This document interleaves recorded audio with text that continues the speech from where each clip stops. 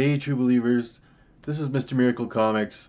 My name is Dave, and today I've got 5 Bronze Age books that I believe are undervalued. Okay, so let's take a look at the first book, and that is Supervillain Team Up #1 from 1975. This is the #1 of a very unique kind of series that happened in the 70s. And a lot of new Bronze Age books are starting to see a big price hike. Bronze Age #1s especially are getting really hot. Bronze Age first appearances are getting really hot. And definitely this is going to be one of the ones that gets hotter first. It's not really because of a movie speculation behind it, although you may see Namor show up initially as a villain in an MCU property years from now. And if Doctor Doom is anywhere around, they might follow some kind of storyline like this. Doubtful. But just because this is two very popular A-list characters, Doctor Doom especially, and here we have a Bronze Age #1 that stars both of them, right? So this book is going to see, a price hike much faster than say a Bronze Age #1 of Kazar. Okay, but the weird thing about this book, and the kind of a cool thing about this book, but the weird thing about it is that this series didn't actually start with this book. It started with this book, which is a giant-sized supervillain team-up. This book came out about 6 months, 7 months before the #1 of the initial series, and it sold quite well, which is the reason why they had their first series. So technically, this is more of a #1 than the series #1. This book here, which makes this one also undervalued and a Bronze Age #1 that has the same two A-list characters into it, Namor and Doctor Doom. One of the cool things about this book is that there are no heroes in it. It is actually all villains. There is like a scene where Namor has a flashback to the Fantastic Four, but they don't actually make an actual appearance in the book. So that's kind of neat. It's pretty unique that there's no heroes in a comic book, right? It's all villains. And a lot of the book is the villains fighting amongst one another because, of course, they're villains, and this is what they do, right? Okay, so the third book on my list, and it's an Amazing Spider-Man, and there's not many Bronze Age Amazing Spider-Mans that are undervalued. Not very many Spider-Mans in general, past earlier than 300 that are undervalued at all. So finding this book, right, which is the Amazing Spider-Man #124, first appearance of the Man-Wolf. Now this book came out in 1973, and if you're not familiar with the Man-Wolf, J. Jonah Jameson, the gentleman here, his son John Jameson is an astronaut, and he ends up getting cursed by wearing this amulet, and he gets cursed by becoming the Man-Wolf. And, not only is it an Amazing Spider-Man first appearance of a character, first appearance of the Man-Wolf, not first appearance of John Jameson. We have seen John Jameson. He was one of the astronauts that they mentioned in the Venom movie, and I think one of the symbiotes killed him, but that doesn't necessarily mean that we won't see John Jameson in any property. We haven't seen J. Jonah Jameson. There's still lots of Spider-Man movies to come. I mean, Spider-Man Far From Home is the next one to come up. But they're, planning on making quite a few in that series. So there's a good chance that we're going to see J. Jonah Jameson as Peter Parker gets a little older. Especially if we see something like Tony Stark dying in Avengers Endgame. Now that sort of Stark internship has been taken away from Peter, and he's going to have to go and help out Aunt May in some way. Thus, he gets his first photography job, right? And the a la introduction of J. Jonah Jameson, perhaps John Jameson. Also, I know that they're interested in doing some more kind of monster stuff, right? We're already seeing this with the Morbius movie that's coming up with Jared Leto. So they may not decide to pick like a straight up werewolf and instead incorporate the Man-Wolf, right? And have, if you ever read the Monster Squad sort of storyline in Chillers, it is it's a werewolf in there, but they could easily, have the Man-Wolf team up with Morbius and perhaps some other sort of supernatural creatures to form some sort of like a monster squad. And to go with this book would be this book. I'm not speculating on this. This isn't one of the fives, but this makes up the whole storyline of the first appearance of the Man Wolf. So to get his first full appearance, I believe you would have to get both of these books, right? 124 and 125. But yeah, I think it's a good pick, and it's a pick you should grab up soon. I'm bringing it up because it is starting to pop up on people's radars. More and more people are like, what? A Bronze Age first appearance that we missed? And although the Man Wolf isn't, A-list character, he is a kind of a character that has appeared throughout Marvel Comics. So, being this is his first appearance, I know I bought this book for, I think it was about $12. So that's pretty, cheap for a first stage appearance in an Amazing Spider-Man comic book, and especially anything below 300 is Spider-Man is the most collected book in comics. Batman is number 2, but the Amazing Spider-Man is number 1, and especially everything from 300 and down. Right, so a lot of these books, to pay $12, that's the rate. That's a going rate for kind of this Bronze Age book in in a nice condition.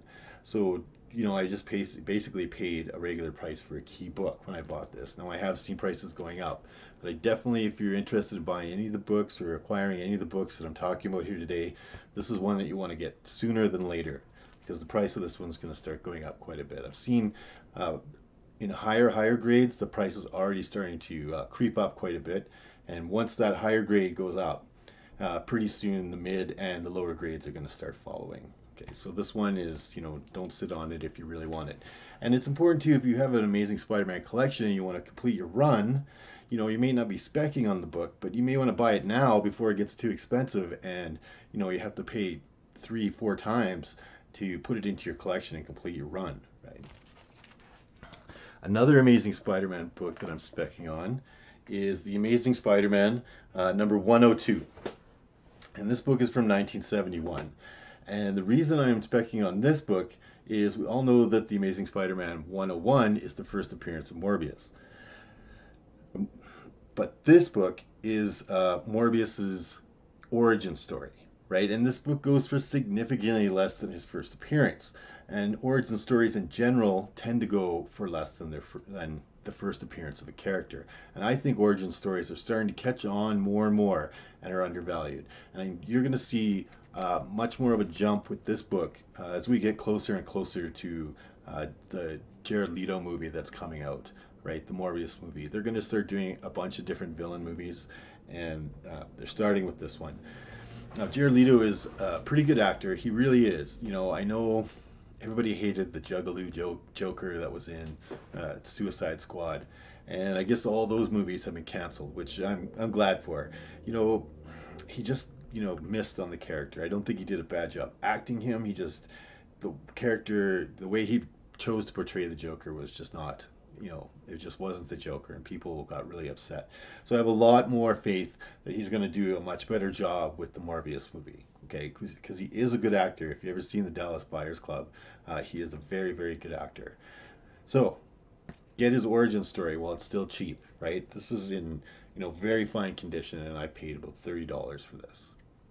Okay, and the last book, and I kind of sat on the fence about this one for a while.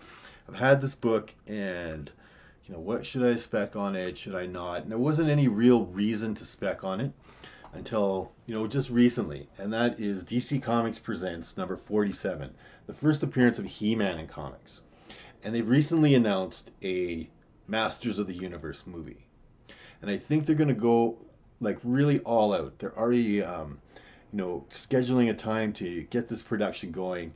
I know, I've heard, the Masters of the Universe movie, the Masters of the Universe, but this looks like it's actually got some momentum, and they've scheduled principal photography for it now to start in the fall, and they're negotiating now for actors. I think they have a director. Their script is just about done. So this is actually working.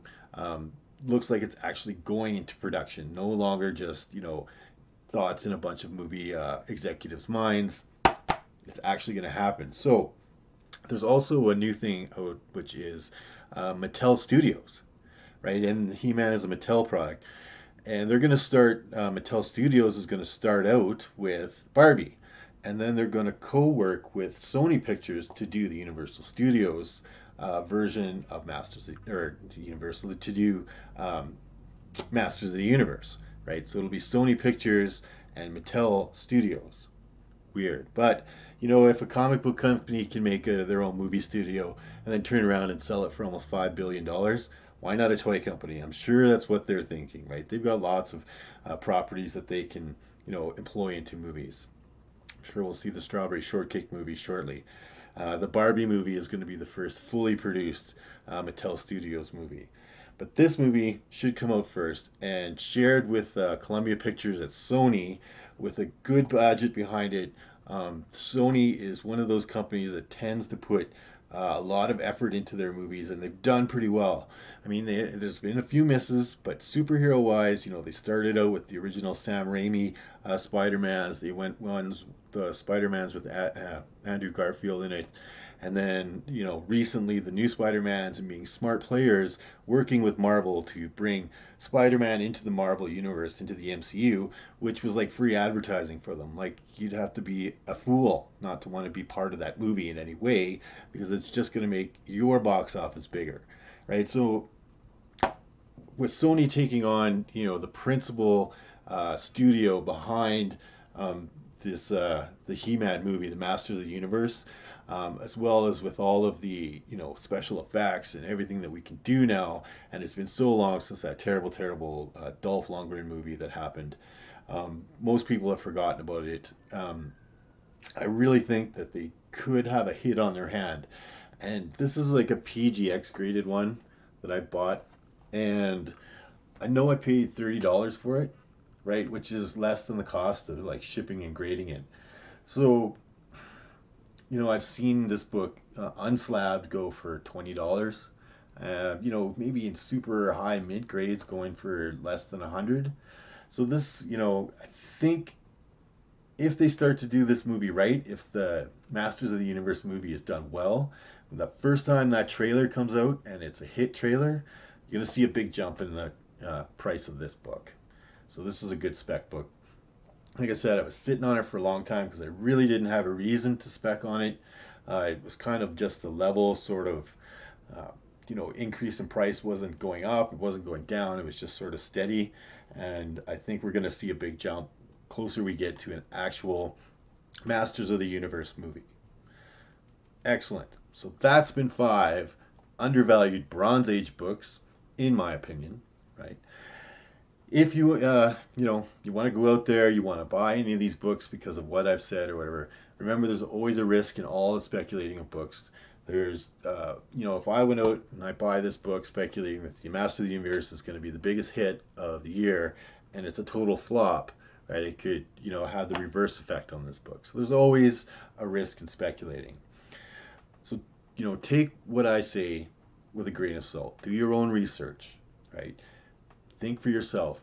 Is Dave right? Is Dave out to lunch? Right? Do I agree with what he's saying? Do I not? Am I, the next time, you may just be, yeah, I kind of agree with that. But then you come across this book for really cheap at a show, or you just happen to hit on it at a really good time on eBay and you got it for a super cheap deal like I did. Okay, so don't be in a rush for this one, but don't wait on it too long if you do want Masters of the Universe. First appearance of He-Man. And there is a Masters of the Universe series that came out in 2013, and I believe it's number 18 that has the first appearance of She-Ra. There is another book, but it's kind of a retelling of an origin before that. I'm not too sure on the She-Ra run. Don't quote me on that, but Masters of the Universe, then from 2013, number 18 for She-Ra. Okay, guys. So I've been Dave. This has been Mr. Miracle Comics. Thank you for watching. Thanks for listening to my ramblings. And happy speculating. I'll see you next video.